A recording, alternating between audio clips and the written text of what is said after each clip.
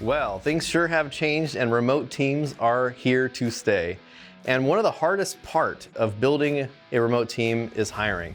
So I'm going to share with you something that I call the experiential hiring process. This is a really important key factor of hiring the right people, because one thing that I've learned in hiring over 150 people for my own digital marketing agency is that B players know how to copy A player resumes. One of the things that I've learned is that if you go to third-party platforms like Upwork or Fiverr or Online Jobs or Elance or whatever the heck you're on, you're going to be up against three things. You're going to see a profile picture, you're going to see a rating, and maybe it's a 1-star to 5-star or 1 to 10-star, and then you're going to have a list of all these things that they say they can do. What you're going to learn today is what I call the experiential hiring process, which is where they prove to you what they do. And this is the key difference between one of your best hires and one of your worst hires that you'll ever have. So the first step is, I want you to think about skill set tools that you'll need to figure out. So let's say you're hiring an executive assistant. I hire a lot of those, by the way. All my leadership team has an executive assistant. I have 10 executive assistants just for my leadership team.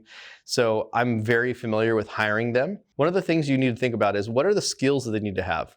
Are they a fast typer? That's going to be a really important key thing. Are they good at communication skills? Do they know how to manage an inbox? Do they know how to set a calendar? Do they know how to send an invite? Do they know how to coordinate things? Another thing that I have an executive assistant do is listen on all my calls with me and take meeting minutes. So one of the things that I do in the experiential hiring process is I have a recording, about an 18-minute recording of a call that I had, an internal call with my team, and I give them a blank template for meeting minutes. On the top it says attendees, it says discuss topics, it says challenges, opportunities, action items. I actually have them listen to that video and then try to do their best to fill in the blanks on the important takeaways from the call. That, first off, allows me to see what their comprehension level is on what is important during that call.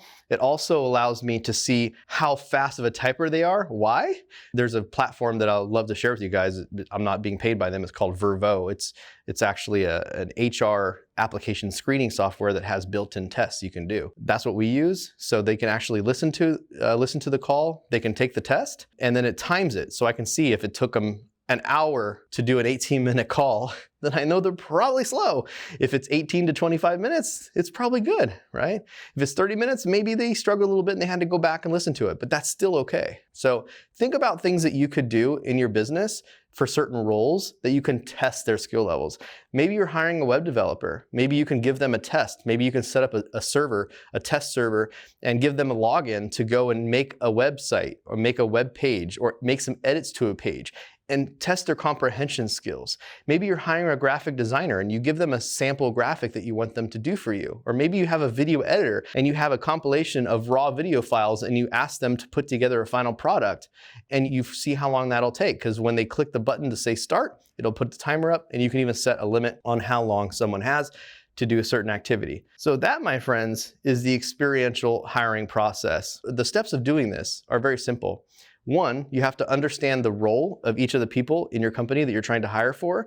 You need to put together a list of requirements to do that job, and then you need to come up with 2 or 3 different tests that you can give someone to actually do that. So before they even get to an interview with you, they've already demonstrated and proven they have a certain level of comprehension before they even get a chance to work with you. A, that's going to save your time having to interview people that never should get an interview with you.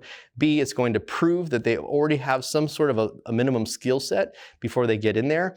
And third, it's going to show that they are actually able to figure things out. And that's one of the most important things. When I hire people, I'm not so impressed with skill level, because I think that can always be leveled up.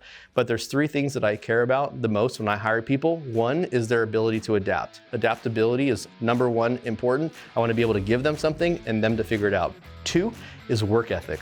Are they showing up every day? Are they super reliable? And the third thing is, do they give a damn? Do people actually give a damn? Because it doesn't matter how talented and strong work ethic you have, if you don't give a damn, you're not gonna get results. It's the same with all of those things. If you aren't adaptable, it doesn't matter how hard you work or how much you give a damn. If you're not adaptable, it's not gonna work. And if you don't have good work ethic, you can't show up and you're not reliable, it doesn't matter how talented you are and how much you give a damn if you're not reliable.